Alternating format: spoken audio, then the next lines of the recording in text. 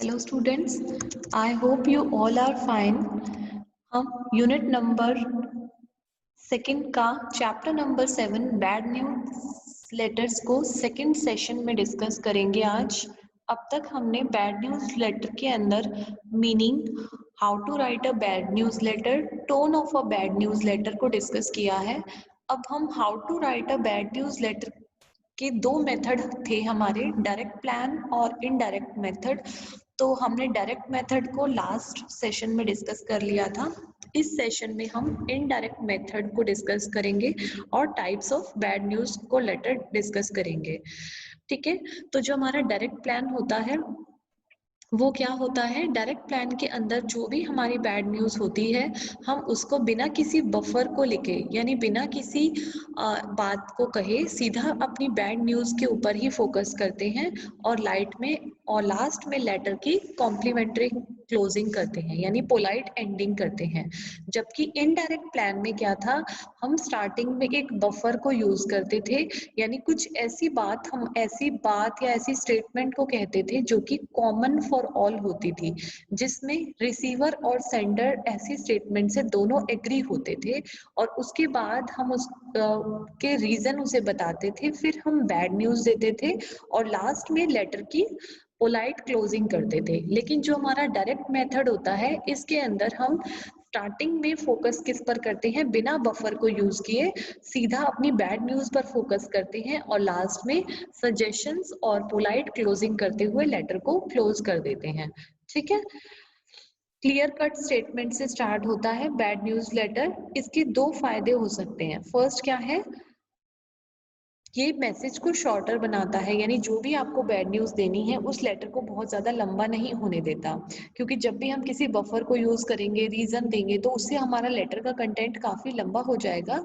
लेकिन जब हम बैड न्यूज़ को डायरेक्टली अपने रीडर को बता रहे हैं तो हमारा लेटर काफ़ी छोटा होता है। उसके बाद जो हमारा ऑडियंस जो है, जो रीडर है, वो उन्हें अपना बहुत कम टाइम इस लेटर को पढ़ने में लगाना पड़ेगा और वो जल्दी से हमारी बात को समझ जाएंगे, क्योंकि इसके अंदर कोई भी ऐसी बात नहीं है जो कि बैड न्यूज के अलावा हम कोई भी बात इस लेटर के अंदर नहीं कहते। ठीक है, डायरेक्ट अप्रोच निम्नलिखित कंडीशंस पे इफेक्टिव होती है। जब हमारे पास फॉलोइंग कंडीशंस होंगी जो कि बिलो मेंशन्ड है, तो हम डायरेक्ट मेथड को यूज कर सकते हैं। फर्स्ट क्या है, जो अगर कोई हमारा ऐसा मेथड है जो कि रूटीन का मेथड है, यानी बहुत ज़्यादा सीरियस मेथड नहीं है, जिससे जो हमारा रीडर है वो हमारे साथ इमोशनली इन्वॉल्व नहीं है, यानी कि जैसे किसी एम्प्लॉयज़ को हमें किसी एम्प्लॉय को हमें उसके बारे में ये बताना है कि आपका ट्रांसफ़र यहाँ से यहाँ कर दिया गया है, तो ये कोई गुड न्यूज़ लेटर तो नहीं है, ना ही ये एक बैड न्यूज़ लेटर है, ये एक रूटीन एक्टिविटी है। तो इस रूटीन एक्टिविटी के लिए हमें स्टार्टिंग में बफर देने की या रीजन देने की कोई भी आवश्यकता नहीं है, यानी कि जब रीडर के पॉइंट ऑफ व्यू से कोई भी बात जो हमें कहनी है वो रूटीन मैटर की है, जिससे वो इमोशनली यानी भावनात्मक रूप से अटैच नहीं है, तो हम इसको डायरेक्ट मेथड से सेंड कर सकते हैं। और ऐसा रीडर जो कि फर्स्ट पैराग्राफ में बैड न्यूज़ पढ़ने से जिस पर ज़्यादा प्रभाव नहीं पड़ता, यानी कुछ व्यक्ति ऐसे होते हैं जो बहुत सेंसिटिव नेचर के होते हैं और कुछ पर्सन ऐसे होते हैं जो बहुत ही ज़्यादा सेंसिटिव नहीं होते, यानी वो they are free from their mind, तो उनको हम बैड न्यूज़ चाहे स्टार्टिंग में दे या एंड में दे, वो हमारी न्यूज़ को एक नॉर्मल एक्टिविटी लेकर ही चलते हैं। तो ऐसे लोगों से जब हम कम्युनिकेट कर रहे होते हैं तो हमें बफर को यूज करने की जरूरत नहीं है, हम डायरेक्ट बैड न्यूज लेटर उसको कन्वे कर सकते हैं। ठीक है, an urgent message that should be called to reader attention, कोई भी ऐसा मैसेज जो कि बहुत ज्यादा अर्जेंट प्रवृत्ति का है, यानी उसमें हमें तुरंत एक्शन रिक्वायर्ड है, तो उसमें भी हम बैड न्यूज लेटर को डायरेक्ट अप्रोच से ही भेजेंगे, क्योंकि इसमें हम अपना टाइम वेस्ट हमें नहीं करना है कि रीडर पढ़ने में हमारे लेटर को टाइम लगाए, हम अपने लेटर को छोटा कंसाइज रखना चाहते हैं, इसलिए बफर रीजंस इन सबको अवॉइड करते हुए डायरेक्ट बैड न्यूज से ही स्टार्ट करते हैं। ठीक है, सो इन ये कंडीशंस हैं जिन कंडीशन में हम बैड न्यूज लेटर को डायरेक्ट मेथड से लिख सकते हैं। नेक्स्ट हमारा आता है, अगर हम डायरेक्ट मेथड को यूज करते हैं तो डायरेक्ट जो बैड न्यूज मेथड होता है वो गुड न्यूज लेटर्स की तरह लगभग सेम ही होता है। जैसा कि हम गुड न्यूज में लिखते हैं अब इसके अंदर सिर्फ डिफरेंस इतना है कि जैसे गुड न्यूज लेटर में शुरुआत गुड न्यूज से होगी, लेकिन इसमें शुरुआत किससे हो जाती है? सीधा बैड न्यूज के साथ। इसमें फर्स्ट क्या होगा? बैड न्यूज डिसीजन विद और विदाउट बफर। अब बैड न्यूज हमें शुरू में ही देनी है, हो सकता है कि आप कभी कभी उसके साथ कुछ ऐसी स्टेटमेंट जोड़ दें जिन पर कि रीडर और सेंडर दोनों ही अग्री करें, लेकिन हो सकता है कभी कभी टाइम की कमी होने के कारण हम डायरेक्ट बैड न्यूज को ही कन्वे कर दें। ठीक है, नेक्स्ट इज एक्सप्लेनेशन, यानी बैड न्यूज देने के बाद आपको एक एक्सप्लेनेशन, एक रीजन देना है कि ये डिसीजन क्यों लिया गया है और क्यों इस तरीके की न्यूज आपको दी गई है। और उसके बाद क्या है? Appropriate and courteous ending. Last में जो एंडिंग हमें अपने लेटर की देनी है वो कर्टियस और पोलाइट एंडिंग देनी है, ताकि सामने वाला हमारे साथ हमेशा के लिए जुड़ा रहे और उससे हमारे जो म्यूचुअल रिलेशंस हैं वो खराब ना हो। ठीक है, तो बैड न्यूज लेटर जब डायरेक्ट मेथड से देते हैं हम, तो it is just similar like the good news letters, but difference सिर्फ इतना है कि बैड न्यूज लेटर में स्टार्टिंग करते हैं बैड न्यूज से और गुड न्यूज लेटर में स्टार्टिंग करते हैं गुड न्यूज से। ठीक है, नेक्स्ट हमारे अब क्या आते हैं? Types of bad news letter. So we have 7 types of bad news letters, जिनको हम वन बाय वन डिस्कस करेंगे। फर्स्ट है हमारा रिफ्यूज्ड रिक्वेस्ट। इनके बारे में डिटेल में आपको बताऊंगी, शॉर्ट में बता देती हूँ। रिफ्यूज्ड रिक्वेस्ट का मतलब ऐसे लेटर्स जिसमें सामने वाले पक्ष ने या सेकंड पार्टी ने हमसे कोई रिक्वेस्ट की थी कि हम उसके लिए ये काम करें, लेकिन हम उसकी रिक्वेस्ट को मना कर रहे हैं, तो उसके लिए बैड न्यूज लेटर किस तरीके से लिखा जाएगा? सेकंड है आपका refusing adjustment of complaints and claims, यानी कि जैसे सपोज हमारी कोई इंश्योरेंस कंपनी है और किसी ने हमसे टर्म प्लान यानी जीवन बीमा या इंश्योरेंस कराया हुआ है। इन केस उसके किसी फैमिली मेंबर की डेथ हो जाती है और वो हमसे कुछ पैसे की डिमांड करता है जिसके लिए उसने इंश्योरेंस कराया होता है। अगर हम उसके क्लेम को रिजेक्ट करते हैं तो वो उस टाइप के बैड न्यूज लेटर इसके अंदर आएंगे, जिसको हम क्या बोलते हैं? Refused request of claims and adjustment. Third is your credit refusals. Credit यानी उधार को मना करना। कभी कभी कुछ कस्टमर्स हमसे उधार पर खरीदना चाहते हैं सामान, लेकिन हम उनको क्यों मना करते हैं वो हम इस लेटर के अंदर देखेंगे। Next is bad news about orders. जो हमारे कस्टमर्स ने हमसे ऑर्डर किए हुए हैं, उन ऑर्डर्स को पूरा कर पाना या ना कर पाने से रिलेटेड जो भी उन्हें हमें बैड न्यूज देनी होती है, वो इस टाइप के लेटर के अंदर आता है। Next, declining invitations and favour of request. कभी कभी हमारे कुछ कस्टमर्स हैं और अदर पार्टीज हैं जो बिजनेस से रिलेटेड है, वो हमसे किसी टाइप की रिक्वेस्ट करते हैं, हमें कहीं पर इनवाइट किया है, लेकिन हम उनकी इनविटेशन को एक्सेप्ट नहीं करते बल्कि मना करना होता है, तो इस टाइप के लेटर्स जो हैं वो इस कैटेगरी के अंदर आएंगे। Next, bad news about prices and services, यानी कि जब हम अपनी संस्था के प्रोडक्ट्स के प्राइसेस को बढ़ाने वाले हैं या फिर सर्विसेज को कम करने वाले हैं, तो कस्टमर के पॉइंट ऑफ व्यू से तो एक बैड न्यूज है। तो इस टाइप के लेटर्स को हमें कैसे लिखना है वो इसके अंदर हम सीखेंगे। Next is your penalising for not following rules. कभी कभी कुछ कस्टमर्स ने हमारे रूल्स को फॉलो नहीं किया, हमारे कंपनी के जो रूल्स एंड रेगुलेशंस हैं उनको अडियर नहीं किया, तो उसको लिए उनको कुछ पेनल्टी दी जाएगी, तो उस टाइप के लेटर्स को इस कैटेगरी के अंदर हम लिखते हैं। अब इस टाइप के जो ये 7 टाइप्स के बैड न्यूज लेटर्स हैं, इनको हम वन बाय वन डिस्कस कर लेते हैं। So first is your refuse request. ठीक है, जब जो कस्टमर्स हैं या फिर कुछ लोग हैं वो अगर आपसे किसी टाइप की कोई इंफॉर्मेशन चाहते हैं या आपसे चाहते हैं कि आप उनके लिए कोई काम करें, लेकिन आप उनके लिए वो काम नहीं कर सकते, तो आपको क्या करना पड़ता है? उन्हें बैड न्यूज देनी होती है, यानी मना करना होता है। तो आप ये डायरेक्ट मेथड से कर सकते हो। ठीक है, या तो आप क्या कर सकते हैं? इनडायरेक्ट मेथड को यूज कर सकते हैं, जिसमें आप बफर को यूज करोगे, बैड न्यूज दोगे और लास्ट में पोलाइट क्लोजिंग करोगे, या फिर आप डायरेक्ट मेथड को भी यूज कर सकते हो, जिसके अंदर आप डायरेक्टली बैड न्यूज से स्टार्ट करते हो और लास्ट में कर्टियस क्लोजिंग करते हो, यानी लास्ट में अपने बिहेवियर को सॉफ्ट रखते हुए उसे सजेशंस बताते हो। ठीक है, अब कौन कौन सी ऐसी चीजें होती हैं जिसके लिए आपको मना करना हो सकता है? वो क्या है? Suggest and alternative. जो भी आपके कस्टमर्स हैं उनको आप ऑल्टरनेटिव बताइए। सपोज यानी वो आपसे कोई इंफॉर्मेशन चाहते हैं या वो चाहते हैं कि आप उसके लिए कोई काम करके दें, अगर आप वो काम नहीं कर सकते बीइंग अ बिजनेसमैन, तो आप उसको अल्टरनेटिव सजेस्ट कीजिए कि इस काम को करने का दूसरा तरीका ये हो सकता है। Next, send an acceptable substitute for what was accepted, यानी कि कोई भी उसे ऐसा सब्स्टिट्यूट भेजिए जो कि आपने उसके ऑर्डर पर एक्सेप्ट कर लिया है। जिस चीज़ की उसने डिमांड की थी आपने वो तो एक्सेप्ट नहीं किया, लेकिन उसकी जगह उसका कोई सब्स्टिट्यूट आपने एक्सेप्ट किया है, तो उसके बारे में उसे लेटर लिख के बताना। Next is your resale suggesting business circumstances under other conditions, यानी इस समय आप उसके साथ बिजनेस नहीं कर सकते, लेकिन आने वाले समय में आप उसके साथ बिजनेस कर सकते हो जिन टर्म्स एंड कंडीशंस पर, उन टर्म्स एंड कंडीशंस को उसे लेटर में लिख के बताना होगा। Next, wish them well in your plan, in their plan, जो भी हमारे कस्टमर्स हैं उनको उनके फ्यूचर प्लान में बेस्ट विशेस देते हुए फ्यूचर में उनके साथ कॉरेस्पॉन्डेंस करने या बिजनेस करने के बारे में अश्योरेंस हमें उनसे देना है। तो यानी जो हमारा ये पॉइंट है, ये है रिफ्यूज रिक्वेस्ट वाला। ये हमें क्या बोलता है, जब हमारा बिजनेसमैन को बहुत सारे कस्टमर्स और अदर सोसाइटी के पर्सन सपोज किसी कोई इन्फॉर्मेशन चाहते हैं, कोई काम करवाना चाहते हैं जो कि बिजनेसमैन नहीं कर सकता, ठीक है, due to lack of time या किसी अदर रीजन की वजह से, तो उसके लिए हम डायरेक्ट और इनडायरेक्ट दोनों मेथड को यूज कर सकते हैं। और हमें उसे अल्टरनेटिव बताना है कि अगर आपका ये काम हम नहीं कर सकते तो उसके बदले हम आपका दूसरा काम कर सकते हैं। So next is your refusing adjustment of complaints and claims. जैसा कि मैंने आपको पहले बताया कि कुछ पार्टीज सपोज कि मैं इंश्योरेंस कंपनी में काम करती हूँ जहाँ से लोगों ने मुझसे लाइफ इंश्योरेंस कराया हुआ है, हस्बैंड वाइफ है वो दोनों, उसकी वाइफ की डेथ हो जाती है और जो हस्बैंड है वो मुझसे क्लेम चाहते हैं, उन्होंने 50 लाख का इंश्योरेंस कराया था। अब उसने उसकी वाइफ की डेथ किस वजह से हुई, क्योंकि उसने अपनी वाइफ का मर्डर कर दिया, वो कोई नेचुरल तरीके से हुई डेथ नहीं थी। तो ऐसे केसेस में बिजनेस कंपनी जो है वो अमाउंट पे नहीं करेगी।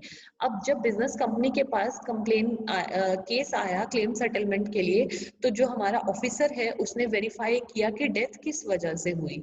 सारे रीजंस को ढूंढने के बाद उसे ये पता चलता है कि जो वाइफ है उसकी डेथ ड्यू टू मर्डर हुई, उसका कोई नेचुरल तरीके से डेथ नहीं हुई थी। तो जो इंश्योरेंस कंपनी है उसके क्लेम को रिजेक्ट कर देगी, लेकिन उसकी क्लेम को रिजेक्ट करते हुए उसे अपना उसके साथ भविष्य का लिंक खत्म नहीं करना। इसलिए हम उनके साथ जो लेटर लिखेंगे उसको लास्ट में हम पोलाइट क्लोजिंग हमें देनी होगी। इस टाइप के लेटर्स को हम इस वाले सेकंड कैटेगरी के अंदर रखते हैं, ठीक है। जो क्लेम्स फॉल्स होते हैं, ठीक है, यानी कि क्यों होते हैं फॉल्स, वो रॉन्ग इन्फॉर्मेशन पर बेस्ड होते हैं या तो फिर उसमें जो इन्फॉर्मेशन होती है वो गलत होती है, इसलिए हम ऐसे क्लेम्स को सेटल नहीं कर सकते, हमें उनके लिए मना करना पड़ता है। इसलिए उस ऐसे केसेस में कंपनी को नो कहना पड़ता है अपने कस्टमर्स को, ठीक है। डिटरमाइनिंग द बेसिक स्ट्रेटजी, अब आपको क्या करना पड़ेगा, क्योंकि बीइंग अ कंपनी एजेंट आप कंपनी को लॉस नहीं दे सकते, क्योंकि अगर आप कंपनी को लॉस देंगे तो वो इंटेंशनली आपके लिए नुकसानदायक है। तो आपको अपनी एक पॉलिसी बनानी होगी, ठीक है।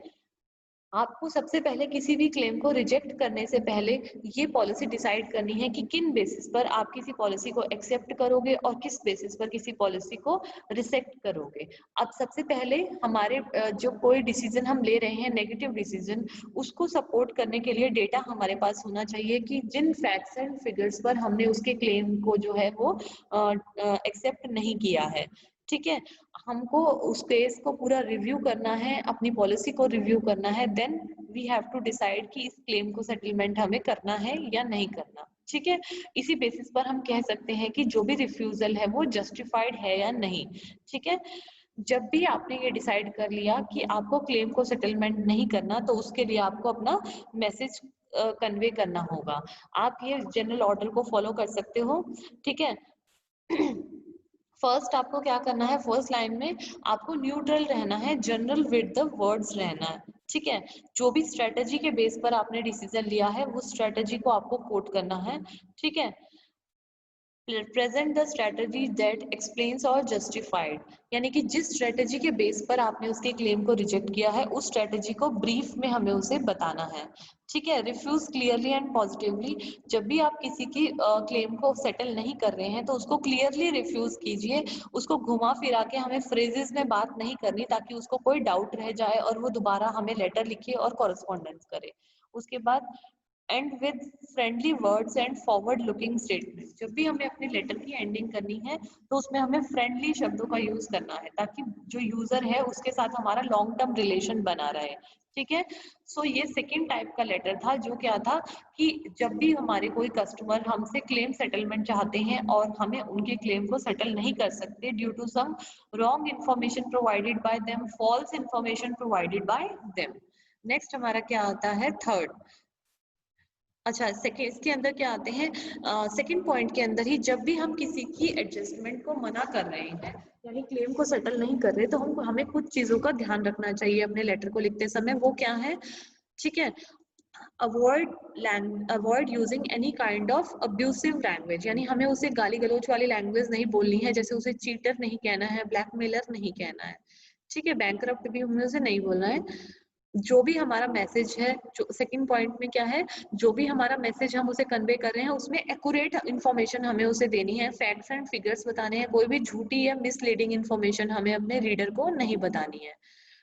Do not right your message in angry mood, जो भी हम अपना मैसेज को लिखें हमें गुस्से में उसे मैसेज नहीं लिखना है, क्योंकि जब हम डिस्टर्ब्ड माइंड से किसी को मैसेज लिखते हैं तो वो सही तरीके से नहीं लिख पाते हैं और उससे बहुत सारी प्रॉब्लम्स क्रिएट हो जाती हैं। Consult your company legal department और attorney whenever you require. जब भी हमें कोई ऐसे केसेस आते हैं तो हमें अपनी कंपनी के लीगल एडवाइजर की सलाह लेनी चाहिए, कानूनी वकीलों की सलाह लेनी चाहिए, क्योंकि उनकी सलाह लेने से हमें हेल्प मिलती है। हमें अपना जो लेटर लिखना है उसके लिए हमें बेसिक पॉइंट्स मिल जाते हैं जिनसे हमें काफी ज्यादा हेल्प मिलती है। ठीक है। हम जो जिसमें भी हमें लीगल इम्प्लीकेशन या लीगल हेल्प की जरूरत है उसमें हम ले सकते हैं। Always communicate honestly and make sure जो भी हम लिख रहे हैं वो ऐसा होना चाहिए कि जो हमेशा सही हो और जिस पर हम भरोसा करते हो। ऐसी चीजें ही हमें अपने लेटर में लिखने कर रहे हैं। हमें क्या दिखाना है, डेमोन्स्ट्रेट करना है कि हमने उसकी क्लेम को पूरी तरह से पढ़ा है, समझा है और उसके बाद ही हमने ये डिसीजन लिया है। हालांकि उसने जो हमें क्लेम सेटलमेंट करने के लिए दिया था वो अनरैशनल था, फिर भी उसके साथ हमें जो बिहेव करना है वो पोलाइट बिहेव हमें उसके साथ करना है। ठीक है।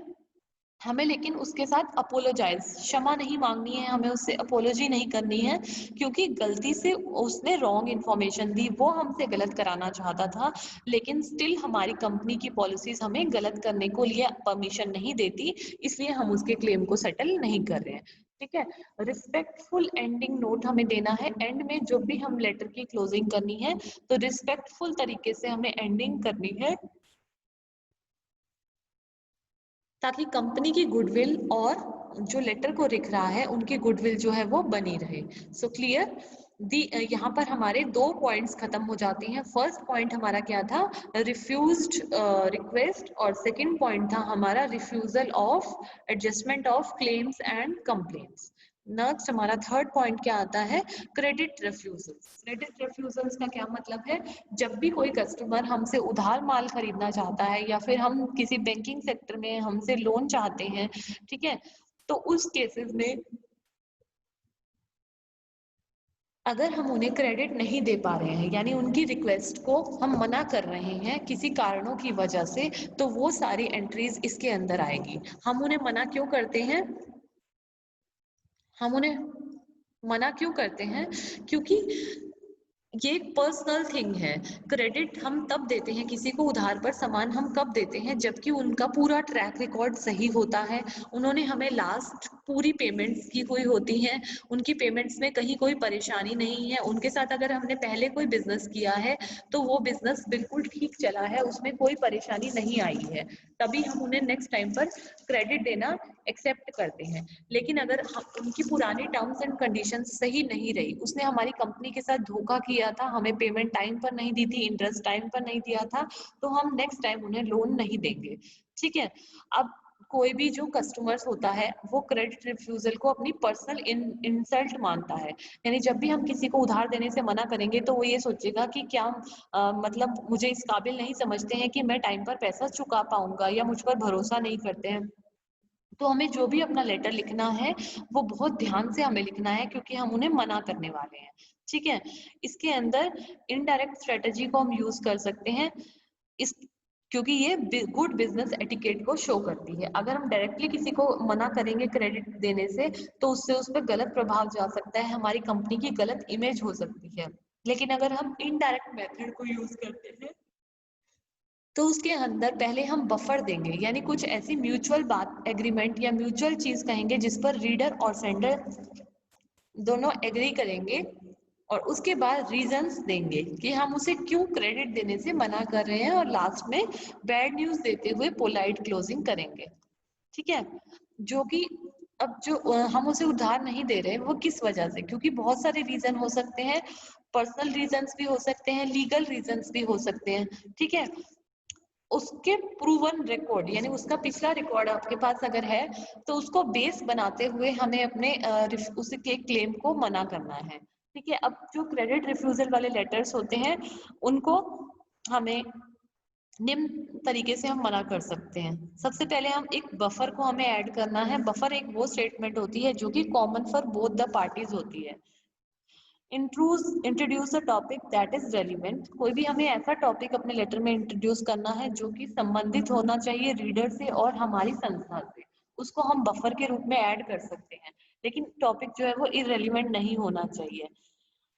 जो भी हम बफर लिख रहे हैं उसमें हमें अपॉलॉजीज और नेगेटिव साउंडिंग वर्ड्स को ऐड नहीं करना है, यानी हमें उससे क्षमा नहीं मांगनी, ना ही उससे कोई नेगेटिव बात करनी है।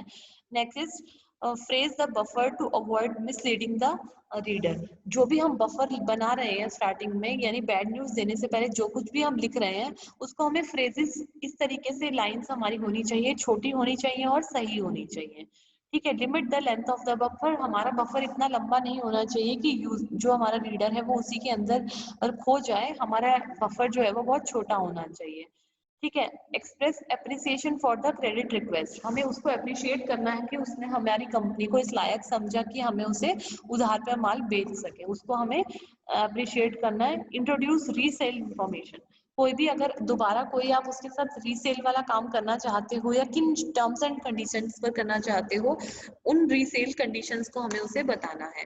नेक्स्ट हमारा क्या आता है, अब हमने बफर लिखा, अब उसके बाद हम उसे सेकंड पॉइंट में रीजंस लिखेंगे। ठीक है, रीजंस किस चीज के, कि हम उसके क्लेम को क्यों मना कर रहे हैं। ठीक है, जो भी हमें मैसेज लिखना है वो फेवरेबल से अनफेवरेबल की तरफ और जनरल से हमें स्पेसिफिक की तरफ जाना है, यानी किसी बात को जनरल तरीके से शुरू करते हुए स्पेसिफिक पर जाना है और फेवरेबल से अनफेवरेबल स्टेटमेंट की तरफ जाना है। About lecture how credit is earn, avoid lecture how credit is earn, हमें उसे ये नहीं समझाना है अपने रीडर को कि क्रेडिट लेने वाले व्यक्तियों की क्या कैरेक्टरिस्टिक्स होती है, किन किन लोगों को उधार पर माल बेचा जा सकता है, ये सब चीजें हमें उसे नहीं बतानी है। ठीक है, कंपनी पॉलिसी जो कि अनएक्सप्लेन्ड है, यानी एक्सप्लेन नहीं की गई कंपनी में, उसके ऊपर हमें रिलाय नहीं करना है। हमें उसे ऐसी पॉलिसी के बारे में ही बताना है जो कि कंपनी ने एक्सप्लेन कर ली है और जो हमारी बुक्स में मेंशन है। ठीक है, स्ट्रेस द बेनिफिट्स और not for not taken to many loans, हमें अपने रीडर को बताना है कि बहुत ज्यादा उधार पर माल खरीदने से क्या नुकसान हो सकते हैं, उन चीजों के बारे में हमें उसे बताना है। ठीक है, अगर फ्यूचर सर्कमस्टेंसेस पॉजिटिव रहे तो फ्यूचर में उसे क्रेडिट दिया जा सकता है, इस कंडीशंस के बारे में हमें अपने रीडर के साथ बात करनी है और उसे अग्री करना है। ठीक है, phrase reasons in conditions with others, ऐसे जो हमारे और ऐसे कस्टमर्स हैं उनके साथ यदि हमारे कोई एक्सपीरियंस है तो वो एक्सपीरियंस हमें अपने रीडर के साथ शेयर करने हैं। ठीक है, present reasons for refusing the orders, जो भी हम उसकी लोन्स को मना कर रहे हैं उसके लिए हमें उसे रीजन प्रोवाइड करना है। ठीक है, और हमें उसे बताना है कि किस क्राइटेरिया या किस बेसिस पर उसके अप्रूवल को एक्सेप्ट किया जा सकता है। ठीक है, उसको कैश परचेजेस के क्या क्या बेनिफिट्स हैं उस सब के बारे में हमें बताना है कि कैश परचेज अगर आप खरीदते हैं तो आपको डिस्काउंट मिलेगा, कैश डिस्काउंट मिलेगा, ट्रेड डिस्काउंट मिलेगा, आपको डिस्काउंट की वजह से कम पैसे देने पड़ेंगे, ये सब चीजें हमें उसे बताने हैं। सो फर्स्ट पॉइंट, जब भी हम थर्ड हमारा ये पॉइंट चल रहा है जो है क्या है, क्रेडिट रिफ्यूजल, जब भी हम किसी व्यक्ति को, किसी कस्टमर को उधार माल बेचने से या उधार देने से मना करते हैं, तब हमें किस किस टाइप से लेटर लिखना चाहिए। फर्स्ट मैंने आपको बताया बफर के बारे में, सेकंड मैंने आपको बताया रीजन के बारे में, थर्ड है द बैड न्यूज। अब हम मेन पॉइंट पर आ गए, हमें उसे बैड न्यूज देनी है। जो make the refusal clear to the reader, जो भी हमारा रीडर है उसको रिफ्यूजल क्लियरली हमें लिख देना है। अवॉइड नेगेटिव वर्ड्स उसके साथ हमें नहीं करने हैं, ठीक है। जो कि बिजनेस रिफ्यूजल्स हैं, क्रेडिट रिफ्यूजल्स हैं, उनको दूसरे तरीके से हमें हैंडल करना होता है, क्योंकि these are very critical matters. हमें ऐसे ही लोगों के साथ आगे काम भी करना है, तो अगर वो हमसे डिसएग्री या डिससेटिस्फाइड हो जाते हैं तो हमारी कंपनी के लिए बहुत नुकसानदायक होता है। कैश डिस्काउंट और कैश फिगर्स के बारे में हमें अपने सेलर्स को बताना है कि उस कैश डिस्काउंट पर खरीदने के क्या क्या बेनिफिट हो सकते हैं। Positive, friendly and helpful close. अब बैड न्यूज देने के बाद हम पॉजिटिव क्लोजिंग करेंगे, जिसके अंदर हम फ्यूचर में उसके साथ किस तरीके से काम कर सकते हैं, क्या बेनिफिट्स हो सकते हैं, वो सब हम उसे बताएंगे। Avoid apologies and words of request regret. हमें उसके साथ क्षमा मांगने वाले तरीके, या वो हमें अपॉलॉजीज या हमें रिग्रेट है, हमें खेद है, इस तरीके के वर्ड्स का हमें उपयोग नहीं करना है। Suggest readers action might take, जो भी वो फ्यूचर में एक्शन ले सकता है या जो उसके लिए जरूरी है उसके बारे में हमें उसे सजेस्ट करना है। इन जो भी रीडर को हमें एनकरेज करना है कि वो फ्यूचर की तरफ फॉरवर्ड हो, और फ्यूचर में हो सकता है कि जो उसकी एप्लीकेशन है उसको अप्रूव किया जा सके। So this is your third point, जो कि क्या है, credit refusal. Now your fourth point, conveying bad news about orders. अब बैड न्यूज ऑर्डर्स के बारे में कैसे कैसे हो सकती है। हमारी कंपनी कोई भी प्रोडक्ट बना रही है, कस्टमर ने हमसे किसी प्रोडक्ट की डिमांड की है, तो हम उसके ऑर्डर्स को पूरा करें या ना करें, उस केसेस में भी हमारे पास कुछ बैड न्यूज हो सकती है। फर्स्ट है हमारे पास बैक ऑर्डर्स। बैक ऑर्डर्स का मतलब क्या है, जब हमारे पास कस्टमर्स के एक या दो ऑर्डर्स हैं। सपोज एक ऑर्डर हमारे पास है जो कि हमने उसे डिलीवर कर दिया है, और दूसरा ऑर्डर अभी डिलीवर होना बाकी है। तो जो ऑर्डर हमने उसे डिलीवर कर दिया है और जो ऑर्डर देना बाकी है, दोनों को मिलाकर हमारे पास गुड न्यूज और बैड न्यूज दोनों ही है। तो फर्स्टली हम जब भी ऐसे लेटर लिख रहे हैं तो स्टार्ट हमें करनी है अपने गुड न्यूज वाले लेटर से, यानी कि हमें उसे बताना है कि एक ऑर्डर का पार्ट आपको डिलीवर हो चुका है, जो कि आपको कुछ ही दिनों में रिसीव हो जाएगा, और दूसरे ऑर्डर का पार्ट अभी कंपनी थोड़े ही दिनों में आपको डिलीवर करा देगी। सपोज टोटल ऑर्डर ही हमने उसे अगर डिलीवर नहीं किया है, तो उसके बारे में भी हमें उसे सूचना देनी है कि किन रीजंस की वजह से उसका ऑर्डर डिले हुआ है, और आने वाले समय में उसे अपना ऑर्डर जो है वो रिसीव हो जाएगा। नेक्स्ट पॉइंट है आपका सब्स्टिट्यूशन। अगर कभी कभी ऐसे केसेस आते हैं जब किसी कस्टमर ने हमसे ऐसे प्रोडक्ट की डिमांड कर ली जो कि हमने बनाना बंद कर दिया है, हमारी कंपनी में उसका कोई सब्स्टिट्यूट बनने लगा है, तो अगर जो प्रोडक्ट है वो जस्ट सिमिलर है, तो हम उसको सेम प्रोडक्ट भी डिस्पैच कर सकते हैं। लेकिन अगर प्रोडक्ट में डिफरेंस है, तो हम कस्टमर के साथ बात कर सकते हैं और उसके बाद उसे समझा सकते हैं कि जो पुराना प्रोडक्ट था उसमें कुछ परेशानियां, कुछ मॉडिफिकेशंस की रिक्वायरमेंट थी, और जो मॉडिफिकेशंस हमने नए वाले प्रोडक्ट में कर दिए हैं, जिसकी वजह से हम उसका जो ये वाला ऑर्डर है इसको पूरा नहीं कर पा रहे, इसकी जगह हम उसे सब्स्टिट्यूट जो है वो डिलीवर करेंगे। ठीक है। थर्ड क्या पॉइंट है हमारा, अनफिलेबल ऑर्डर। अगर हम पूरी तरह से असमर्थ हैं उसके ऑर्डर को पूरा करने के लिए, तो हमें इस तरीके से उसे एक्सप्रेस करना है कि उसे खराब भी ना लगे और हमारी फर्म की गुडविल भी बनी रहे। ठीक है। अब हमें उसे एक और तरीका बताना है लास्ट में कि हम उसे गुड्स नहीं प्रोवाइड कर सकते, लेकिन किन और जगहों से वो गुड्स एंड सर्विसेज को अवेल कर सकता है, ये हमें उसे बताना है, और इस तरीके से अपने लेटर की एंडिंग करनी है। नेक्स्ट पॉइंट, फिफ्थ पॉइंट है declining invitation and request for favour. कभी कभी ऐसा होता है फर्म में या बिजनेस में, हमारे पास कुछ ऐसी रिक्वेस्ट, कुछ ऐसे इनविटेशंस आते हैं जहां पर हम नहीं पहुंच सकते। क्यों? क्योंकि समय की कमी है, काम बहुत ज़्यादा है, उनकी वजह से हमें ऐसे ऑर्डर्स को, ऐसे इन्विटेशंस को मना करना पड़ सकता है।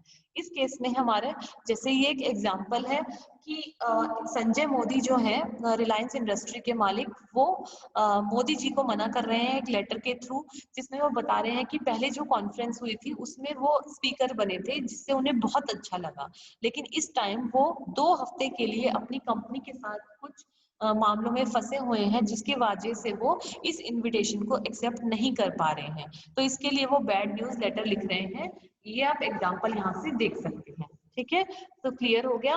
नेक्स्ट हमारा है 6th point, bad news about prices and services. कभी कभी हमें अपने कस्टमर्स को प्राइस और सर्विसेज के बारे में भी बैड न्यूज देनी होती है कि हमने अपने प्रोडक्ट के प्राइसेस को इंक्रीज कर दिया है या अपनी सर्विसेज में कटौती दी है। तो इन ये दो रीजंस भी हमारे कस्टमर के लिए बैड न्यूज बन सकते हैं। मान लीजिए आपका प्राइस किसी चीज का, सपोज आपकी इलेक्ट्रॉनिक्स की मार्केट है, आपका प्राइस पहले 2,000 रुपए था, अब वो प्राइस बढ़ाकर अपने 2,200 रुपए पर यूनिट कर दिया है। तो ये कस्टमर को आपको बताने के लिए फेवरेबल फैक्ट्स को इकट्ठा करना पड़ेगा और लास्ट में पोलाइट क्लोजिंग करनी पड़ेगी कि किस वजह से आपने कस्टमर के जो प्राइसेस हैं उनको इंक्रीज किया है। और कुछ सर्विसेज ऐसी हैं जो हम अभी नहीं दे पा रहे हैं ड्यू टू सम एक्सीजेंसीज, और भविष्य में वो सर्विसेज देंगे, तो ऐसी सर्विसेज के लिए भी हमें बैड न्यूज लेटर लिखने पड़ सकते हैं। नेक्स्ट हमारा क्या आता है, 7th आता है penalizing for non-conformity to rules। कभी कभी कुछ कस्टमर्स ऐसे होते हैं जो हमारे साथ, सपोज हमारी इंश्योरेंस कंपनी है और कस्टमर ने अपनी पॉलिसी को 6 महीने से रिन्यू नहीं करवाया है। हमने उसे बार बार ईमेल सेंड की, मैसेजेस किए, रिमाइंडर्स दिए, लेकिन उसने अपनी पॉलिसी को रिन्यू नहीं कराया है। ऐसे केसेस में हम उस कस्टमर को पर्टिकुलर नेम से लेटर बनाएंगे कि हमने आपको इस डेट को इन्फॉर्मेशन दी अपने क्लेम को सेटलमेंट कराने के लिए, अपनी पॉलिसी को रिन्यू कराने के लिए, स्टिल आपने अपनी पॉलिसी को रिन्यू नहीं कराया। तो ऐसे केसेस में हम उन्हें रिन्यू कराने के कुछ मौके और दे सकते हैं, ताकि हो सकता है किसी अनअवॉइडेबल सर्कमस्टांसेस की वजह से कस्टमर बहुत बिजी रहा हो और उसने हमारी चीजों की तरफ ध्यान ना दिया हो। तो ऐसे केस इस केस के अंदर आएंगे। फर्स्ट इसके अंदर था हमारा रिफ्यूज रिक्वेस्ट, सेकंड इसके अंदर था एडजस्टमेंट ऑफ, जो आपका सेकंड पॉइंट था हमारा कि अगर हम कस्टमर की क्लेम्स को या कंप्लेंट्स को सेटल नहीं कर पा रहे। थर्ड था हमारा रिजेक्शन ऑफ ऑर्डर्स वाला पॉइंट, उसके बाद इनविटेशन को आप एक्सेप्ट नहीं कर रहे थे। नेक्स्ट हमारा था कि हम अगर वो प्रोडक्ट नहीं बना रहे हैं, और नेक्स्ट हमारा ये है जिसके अंदर हम कंपनी की रूल्स एंड रेगुलेशंस को फॉलो नहीं करने की वजह से उसे सर्विसेज नहीं दे पा रहे हैं।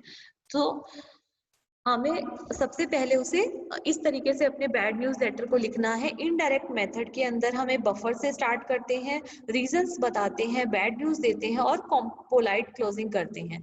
जबकि जो डायरेक्ट मेथड है उसके अंदर हम डायरेक्ट बैड न्यूज से स्टार्ट करते हुए रीजन देते हुए पोलाइट क्लोजिंग करेंगे।